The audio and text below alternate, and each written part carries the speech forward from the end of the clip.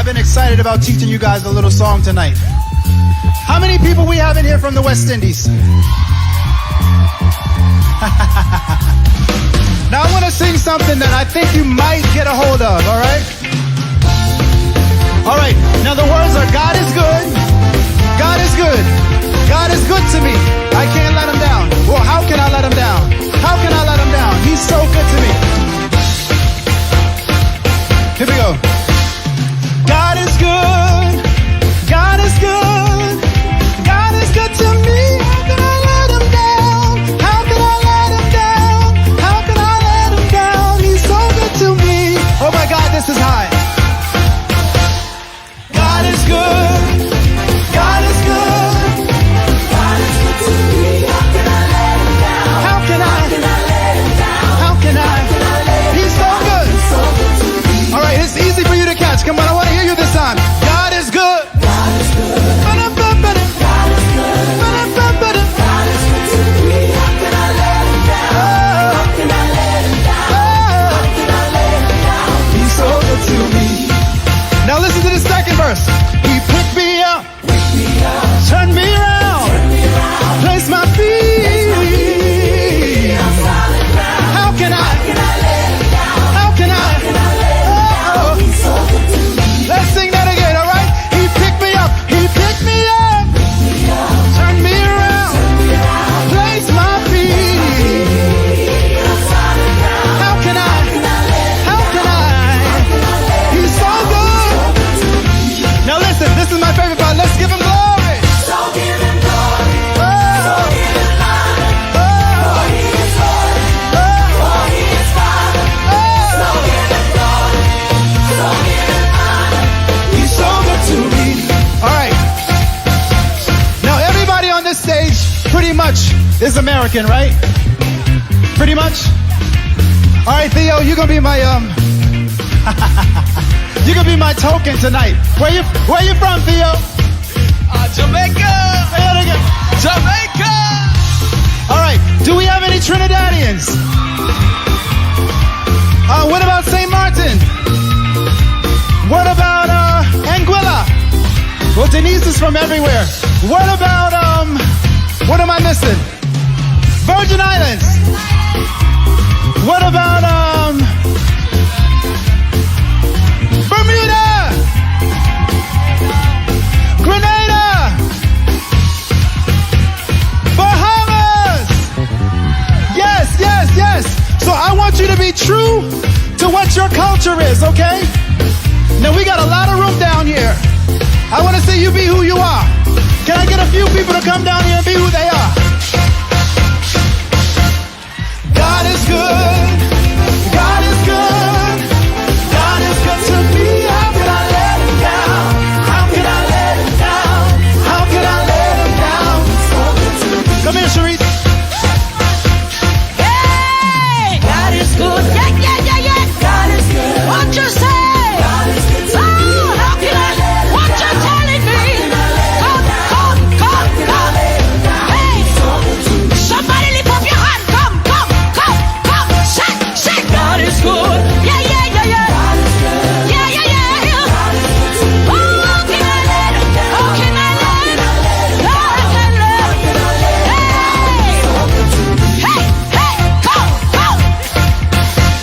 He picked me up and turned me around, placed my feet on solid ground.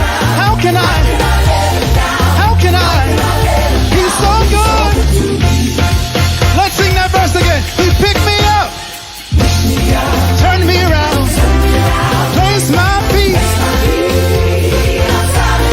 How can I? How can I?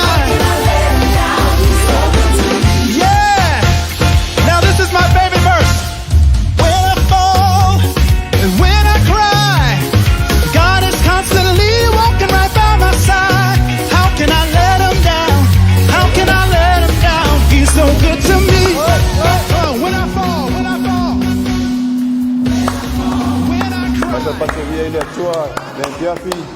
Hallelujah, glory, hallelujah. Yeah. Manaya si exercise on niya.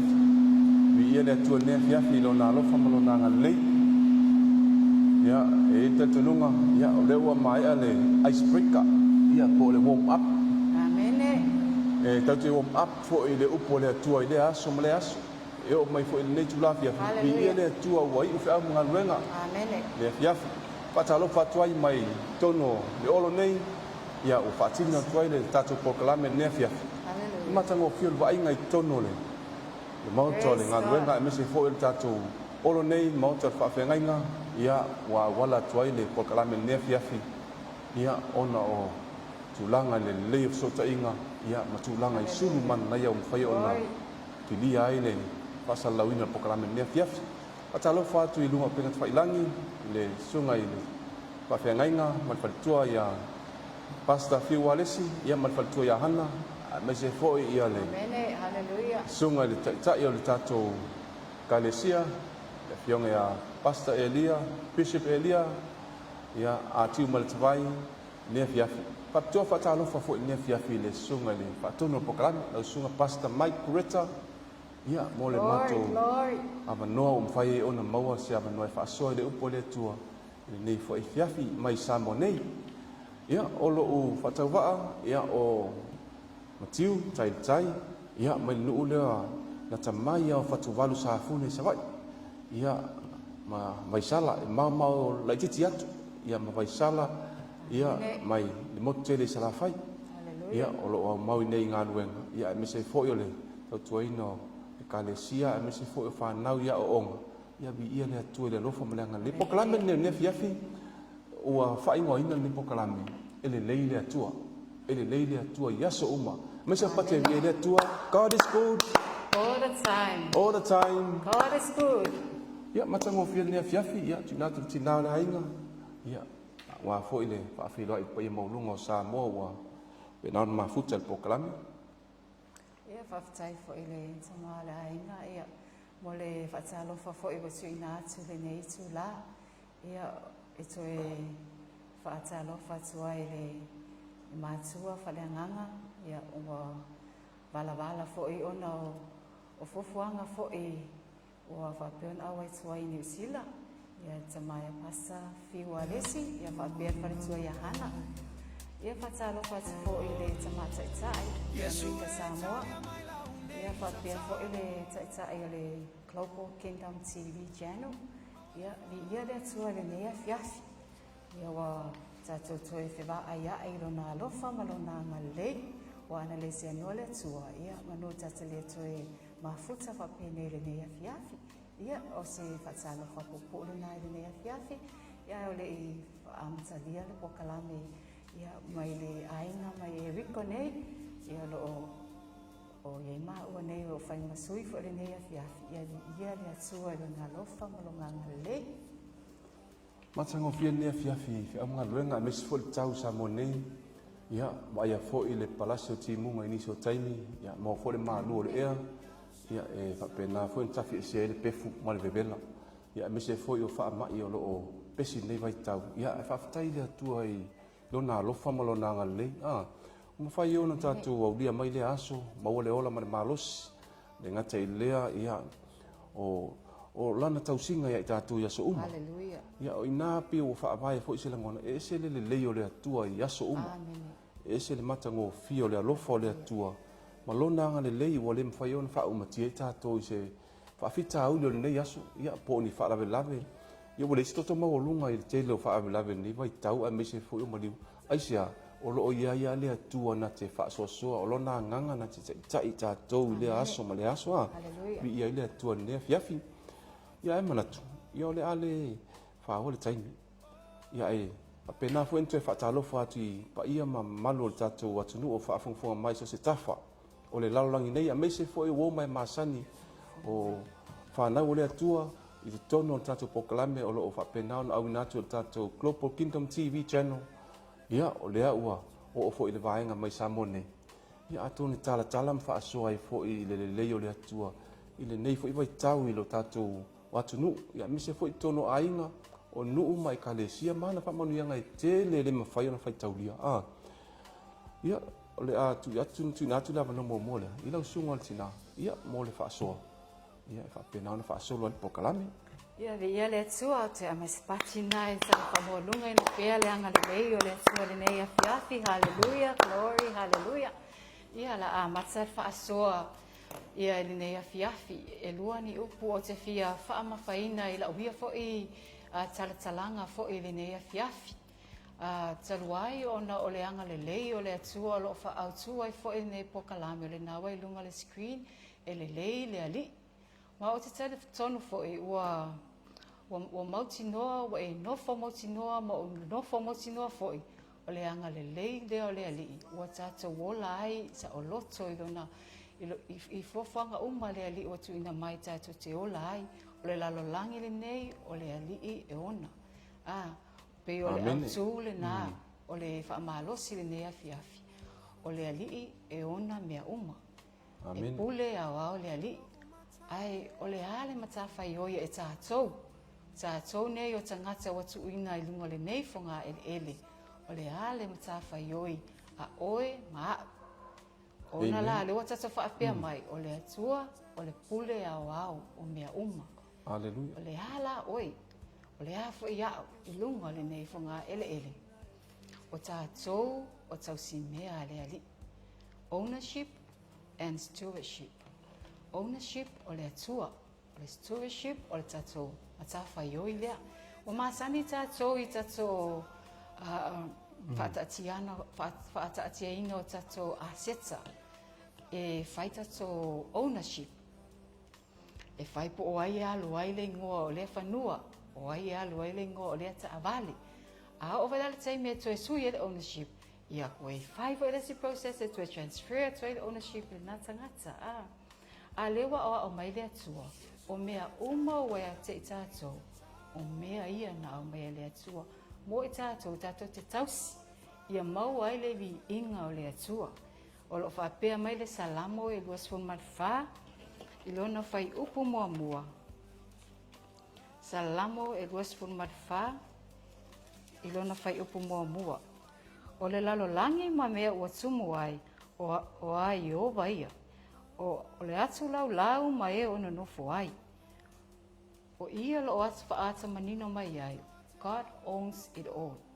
E pule au le atua I mea uma lo I te tono o le neifonga ele. Amen. E awhia I mai tātou. E awhia I mai tātou. Whe mai la. E whawhewhea la ona tātou. Whaatino tātou au nanga lea o le tausinea le atua. Whawhewhea. O ia me halofa I o au mai le atua ia te oe ma ia tausi. Ia atani ai. Ia values I o le atua. Values o le anga le lei, le anga alofa.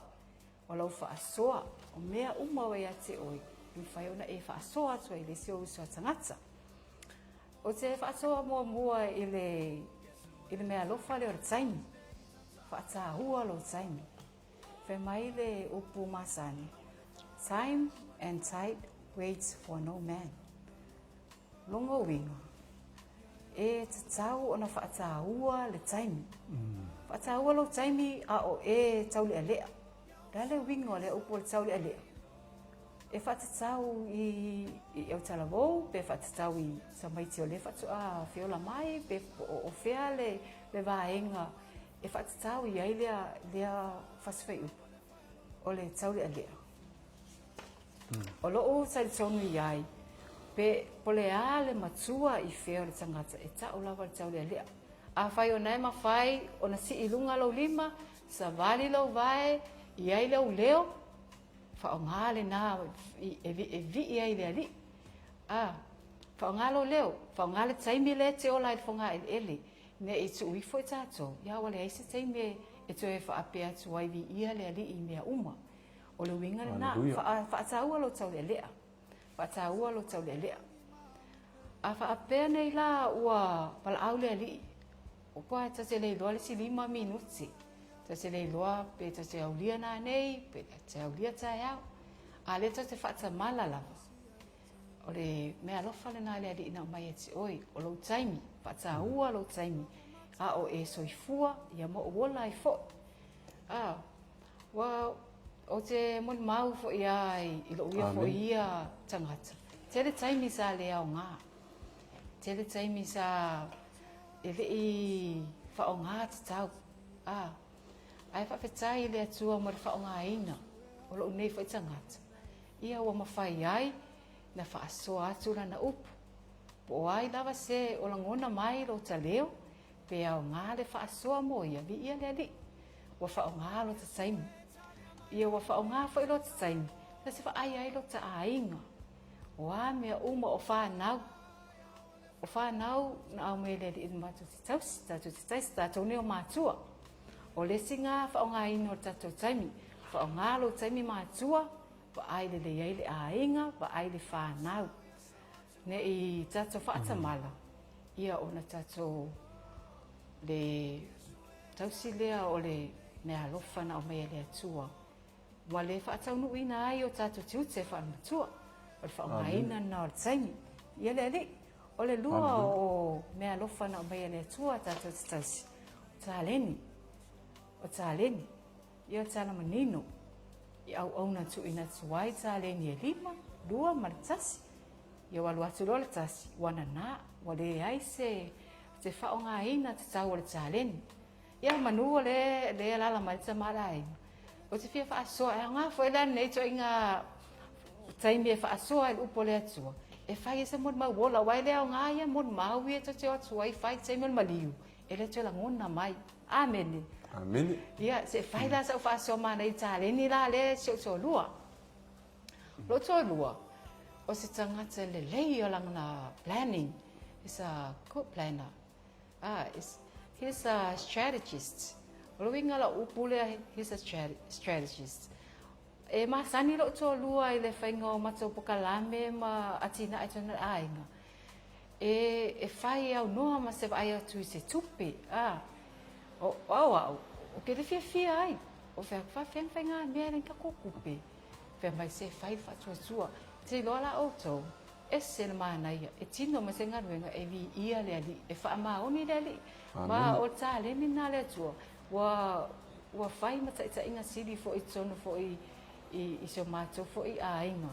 Ia ma o te ilo fo I to a tele fo I ni so mato a inga o wha amani ia ina I fo I le mau lea o le fua so wha manino fo I o nofo fo.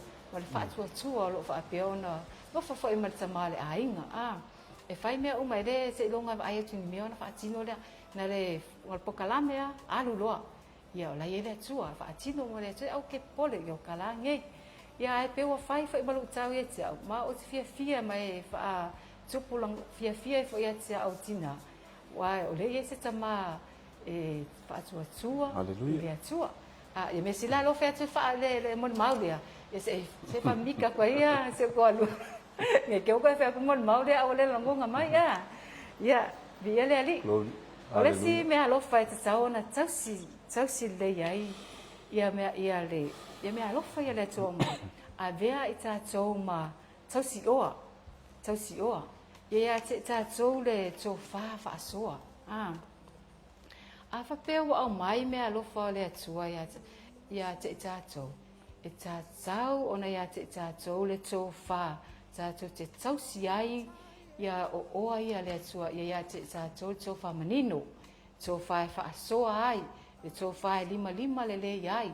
Le tō whae tausi ai le file mui te tono a inga. O le tō whae moe ma natu ai. O le si mai le ia te tātou. E o mai loa le taime moe ai. Moe ai ngasi. E le toe manatua. E sa peia wale ai se ola. A veho I tātou ma treasurer o tausi oa. Ia tātou maua ai lea nganga o le moe mana tunatu. Awe te moe a ua matua le ai se ola o iai. Moe a ia e mana tua. O lo o iai ia o tiute te tauna whaatau nuu. Ia e moe a e mawhau. O lo iai se ngaluenga o lana tu ina mai le tua te tausi ai ana oa ina mai e ti oi. O foi ia e te tauna e tausi ai ma le alofa. Whaasoa ai ma le alofa I e o lai mana o mia le visasoani. E masani ia ona ta ua ta ma pasta fiu. Ia na whaamalosi foi. Ia mea lea o pe o lai iei se mea yati oi whatata inga. Pe o lai iei tau langa lela e sau e au mai i whatata. Ai ua sulu mai se tua oi po se si lava o lai ua muna o mia soan. A ua e tali atu lava. Oi le ai e le ai saka kupe whapenga. A le yati oi. O lau tau langa le na e te sau ma oi i le whatata. E ma whai ona e tau no e whaasoa atu. E whai ona e avatu e tali e le mana o le na ua o mai ati o le taimini na. A avea oe matausi oa e iai le value na o le alofa, le lima fuwai. Awa te manatu whaasau sili. Awa te manatu na oe. Awa te manatu whaapea. Awe lau tau langa le te oa wasiaki. Wa tau langa e lai misi lau te utusi ma mea na. Le ai e sila le atua. I so o se tu ai ngā whainga tau langa o lo e whaia. Muli o le truth. O le mea alofa le o le truth. O oe maa. O ia whaatinunga o lo au nanga, o lo whaia nei. E tate o mai e vivi ma awe taulanga whawhetai le atua. Ai vai mai tangata se tātou ele ai se tātou loto alofa. E le hinu tātou winga e whaali atu ai fō linga wa ai o le atua ia te tātou.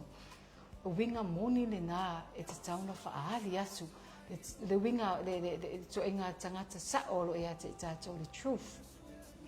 Ia, ai, e manatua. E iei fo e le whaasalanga. Whai mai e whaasalanga pia whaapea e lape lo tau sia ina leo o ale atua e tu ina mai. Lo iei le luka, tato, iei le luka se fuluma le lua. O te fia whai tau ina atu, lona whai upe se fuluma le iwa. I le lua se fuluma le tasi. Luka e se fuluma le lua, ma tau whai upo se fuluma le iwa, i le lua se fuluma le tasi. O te whai ifo i lo wanganga. Lo wanganga e, o ia te oe mea le lei e tele. O ia te oe mea le lei tele, o te uina mo tautanga e tele. I nā nofa fi le muia, i nā aia ma inu, ma ia e oli. A ua whetalai atu le atua ia te ia, o oe nā le wale. E amina atu lo wanganga na ia te oe le pōna nei. Ai whai mai ia o e sauni. O e saunia. O loo whaapea fo e le whaaputu oa ia te ia. Ai le mau oa ia i le atua. Hallelujah. Ua wa aila e mo tangata ai whatamala e tau sia ina o oa ia le atua. E whaasusa ina o le vale. Se whaaputu oa. O ai e whai mo ia. Wai e whai mo ia o pe awal au mai le ali.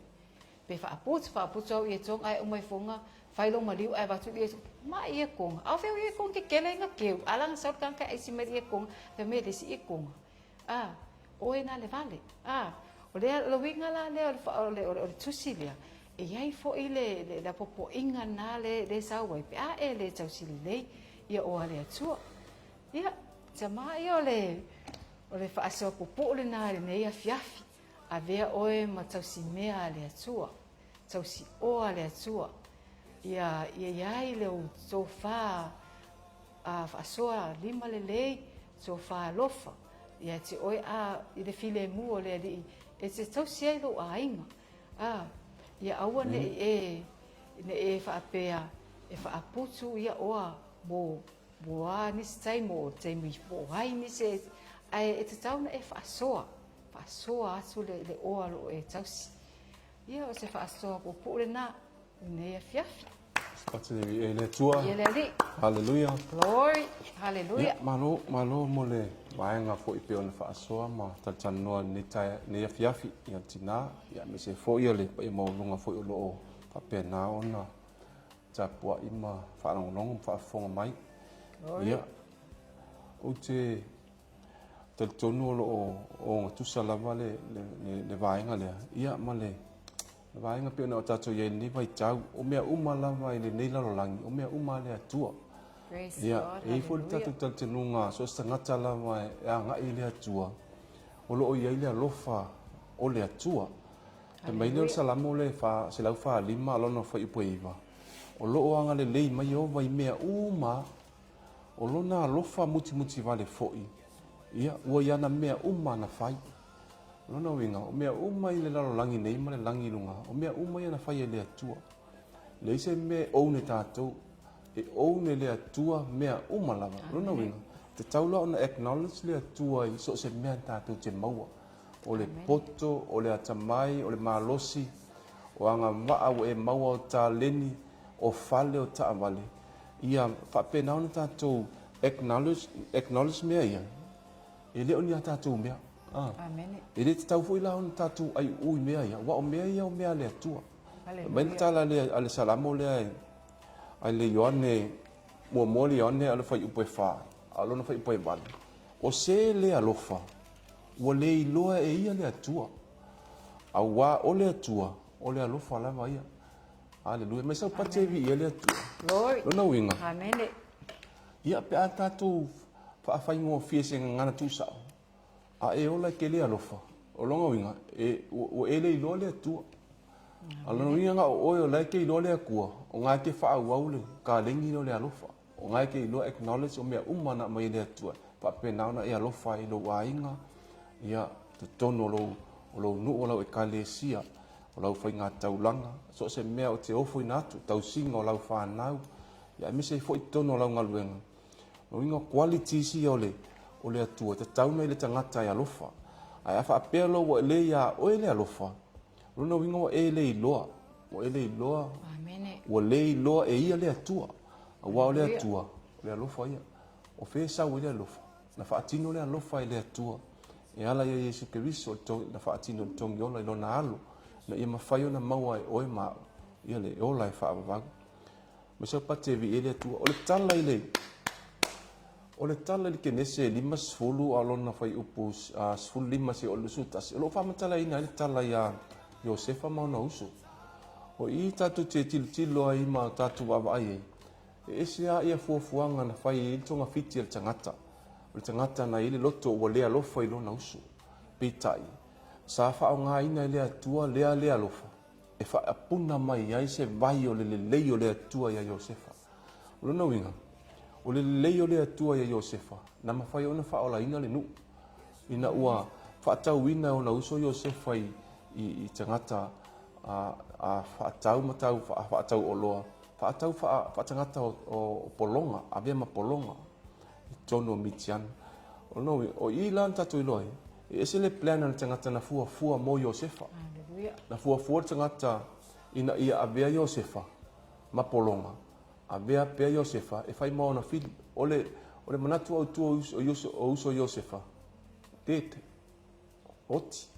oti Iosefa ai ngalo i uso Iosefa le ai o leua o la tau fai le sila asanga fou mo Iosefa o le mea o la tongi i o e tangata whaapea o le ave o e tanu mia pe ave wa ino sia pe ave o e wa upu vale ina whaapea na ona tele iai tala mamanatu ia matu o e se tūlanga o lea mana ia o e seisi o ina o loo whaatupu i lea tua se moe fou moro soifua malo uola lona winga Iosefa o le ata whaataitai o le tangata na ia toe whaola ina lona nu lona au ainga o na uso ma lona tama pa mele tala nai le fai upo e luas fulu o le mta upu nai limas fulu o le kinesi a o tou na fai tonga fiti o tou ia leanga ai a o le atua na fina ngalo ia iu i le lelei ina ia o ina whaola ina o le nuu e toa tele Hallelujah. pei ona taunu wai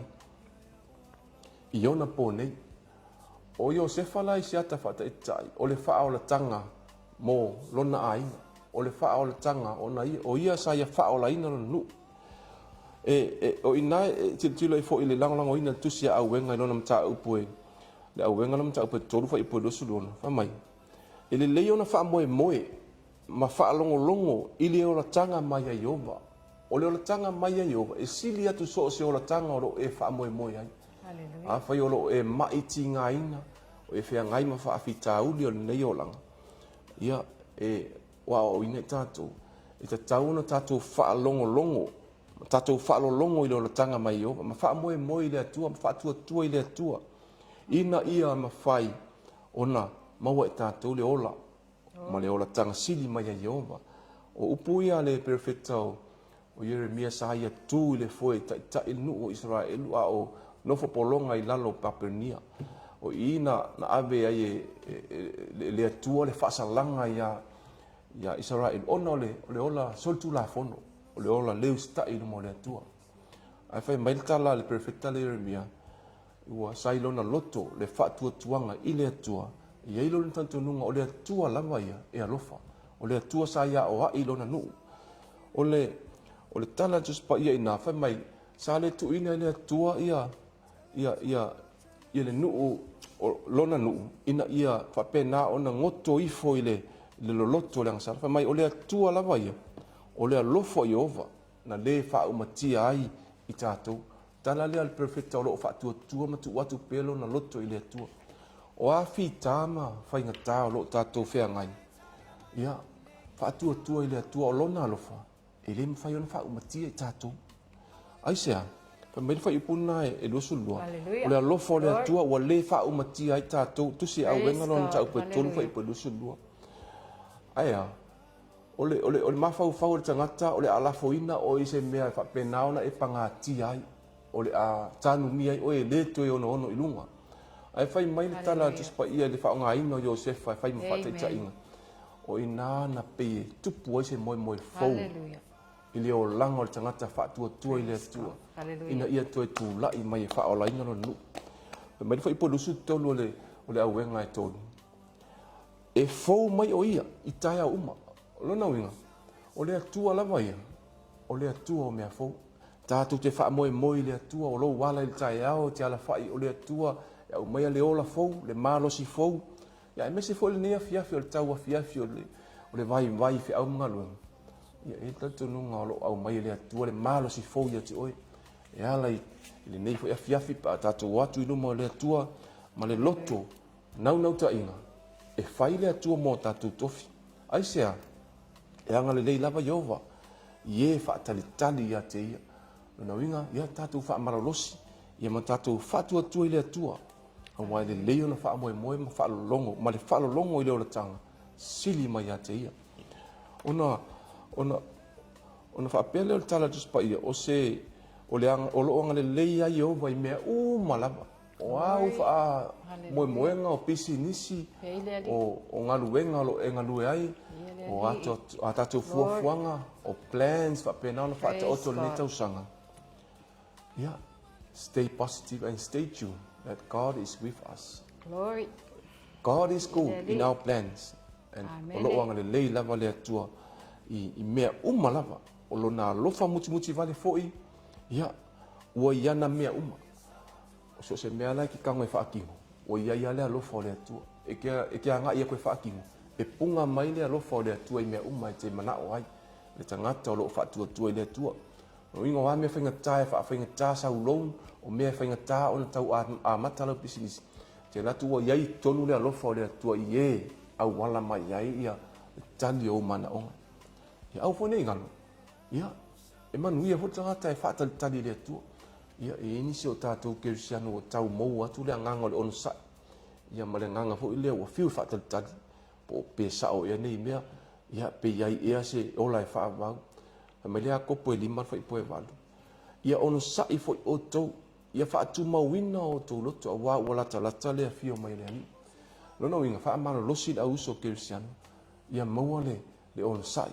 Ia maua le whaatu atua. Ia e maua le alofa o le atua. A wā o se le alofa. O le inua e ia le atua. Longa winga a whaakusa I le. Ia le kangaka o le isi alofa. Pia ona sau noa fo I le tinao le ainga. Pia ona whaasoa. O le mea te tauna e whaia a ua I le whaia. Onga o le isi alofa. Wa e avea le mea siri na leanga. Ai tu le mea le lei I lo fale. No winga so se sia. Au le ingalo ya ti oi. O lai su e mea whaatasi atu ma le atua. Aisia. Le uwhai melitus pa ia. O mea umala. O mea ale atua. O loo anga le lei mai Jehova I mea o lona alofa. Muti vale fo. Ua iana mea E tā ua tele le iai le lofa I tono ainga. Tā ua tele le whaatino mea I le alofa muti vale o le atua.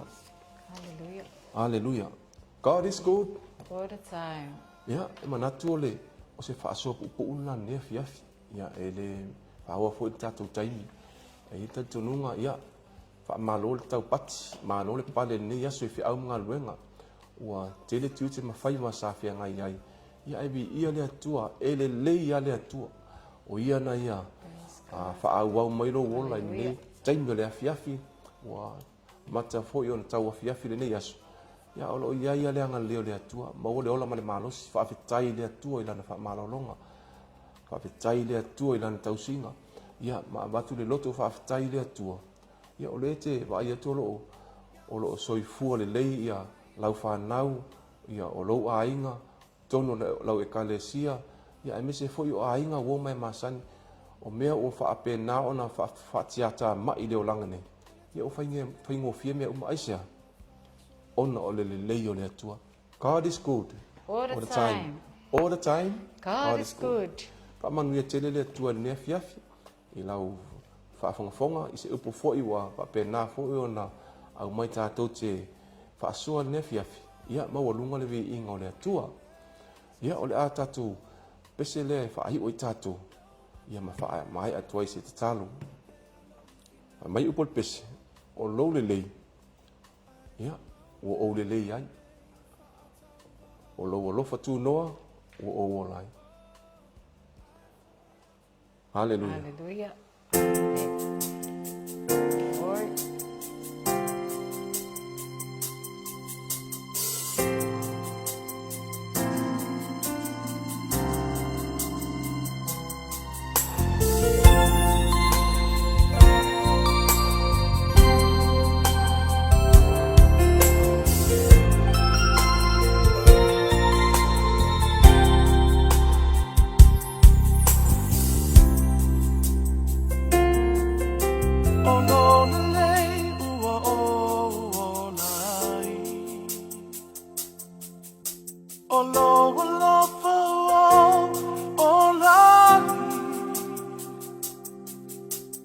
To name of Iviatu, Mamoni Mau Ilo Mamanu, Awa, Epahia, Olo the lay, Olo,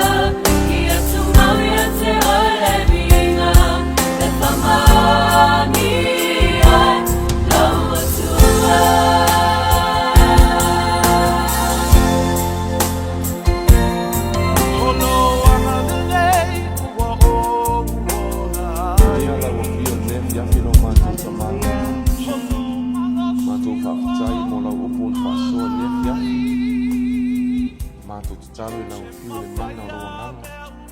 Whaasusuina le patu o te tō le mea fiasi.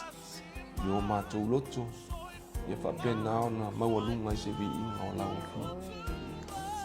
Whapena ona iairu mātou whātua tuanga o lau fio I ona mea uma. Lau fio mai le wawau I o le whaavau.